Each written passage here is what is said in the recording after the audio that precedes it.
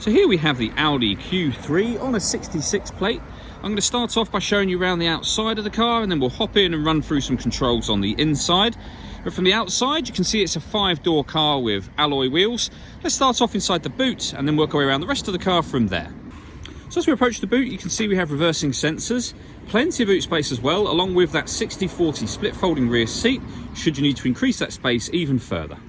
Okay, so we're just going to work our way back round to the front of the car, and then we'll hop in and run through some controls on the inside. But now that we've done a full circle of it, you can see it's in excellent condition the whole way round. Just briefly before we climb in, I think it's well worth seeing the interior from this exterior point of view. There's plenty to run through on the dashboard, so let's hop in and we'll do that now. Now that we're inside the car, we're going to start with the dials. On the left-hand side, we have the rev counter, and on the right-hand side, the speedometer and fuel gauge. In the middle, you can see the total miles for this car, which are 23,315. We have a digital readout for the speedometer above that, but that information can be changed using buttons on the steering wheel. So we have a DAB menu, a menu for your phone, and then back round to the beginning again, and then you can change the information displayed within that section as well. And those movements and controls are just here. Over on the right hand side, we have the volume for the stereo. We also have voice activation for your phone as well. But you need to pair your phone up, of course, and that is done over in the center just here.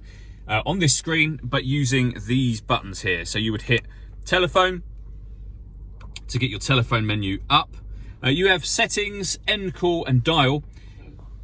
These 4 buttons relate to the 4 corners of the screen. So if I press that one, for example, that's where we would go into settings and where you can then pair your Bluetooth. So anything that we want to go into, we simply press these buttons down below. So radio, for example, and then you've got wave band. So you can see the different frequencies available, DAB, FM, and medium wave. Or you can go memory and see the ones that you saved. Functions.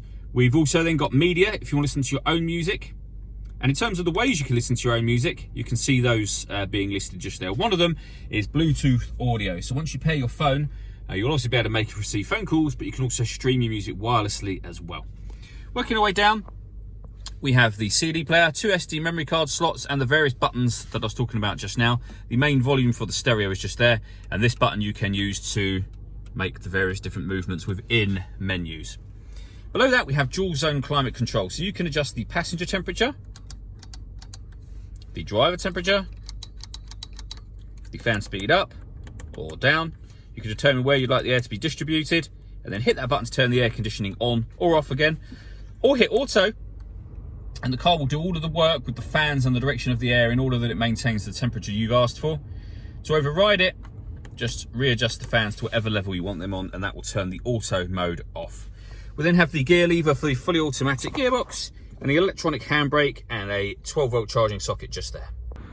All that leaves me to say is thank you for taking the time to watch this video. If you'd like to come and see the car in person and have a test drive, please feel free to call any of our MJA sites. We'd love to hear from you soon.